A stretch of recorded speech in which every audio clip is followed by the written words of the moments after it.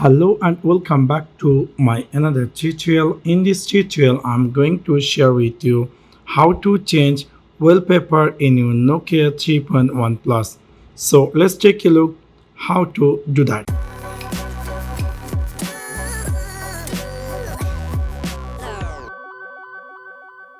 In order to do that, you need to device long press in your device anywhere in the screen, and then you will find a screen appear something like this. If you want to change the wallpaper, you need to click here wallpaper, and then a screen will appear.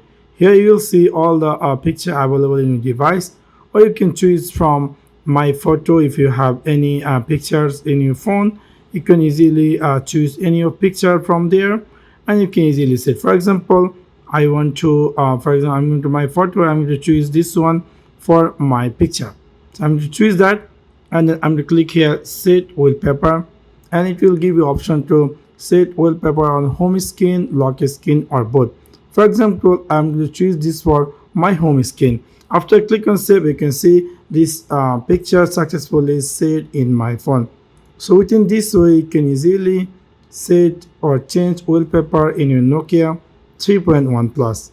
So that's for now. Thanks for watching my video. See you next one. Peace.